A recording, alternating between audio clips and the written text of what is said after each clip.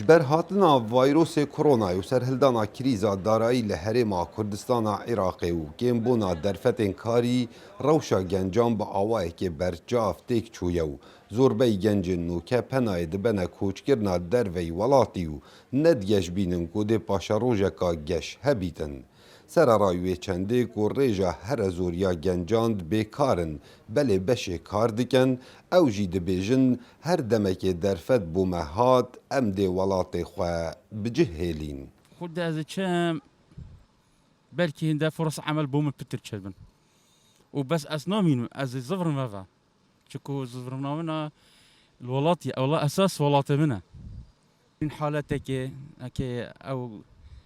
كورونا كوهاتي مروب بناي طنقبو مالة دريك هميات نقردن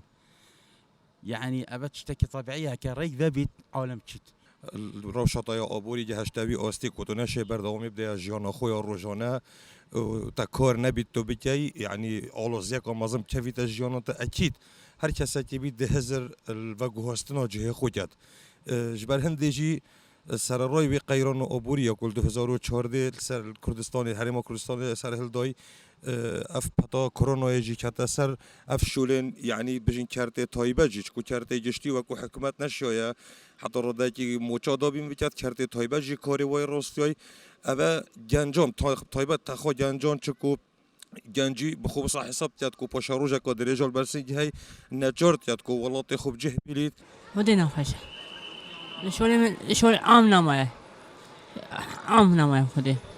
نه شغل که نه پای نه معاشی نه چه هر خدي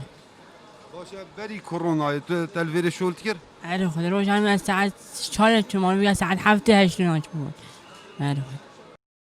وکولره که جواکی دیارکتن کو چندین هوکار هنه گنج نوکه ویانا ولاتی لجموان کم کریو فرح حکومت پلان دومدرش هبن داکو اف دیار ده کم بیتن. هوکارت آبورینه، هوکارت کلتورینه، گنج مفروید گل یلبن دهان فشاران او فشار چیت کلتوری بن چیت عادات و تقالید و دابونری تابن چیت حتی گل جارید آینی اف فشار همی ولید کن کو زیتر بزاوی بکت یا پتر بزاوی بکت و خونی بجه بینی طولات خوب جه بیلد چاره سری پراستی ام همی لی برپرسن بس پتر ده سالات ازد بیشم ده سالات گلکا برپرسه و تشیاری که جام بکتن و تندک پیرابونت فعلی بکه دابایر خلکی بحکومت بده صلات ولاتوی باشتر لی بیتن پتر اشیار خلکی چکت پتر خدمت بو تخاگنج بکه هرچند لحرما کردستان عراقی چه داتا و آمار فرمینینن گو سالانه چند گنج ولات خواه بجه تیلن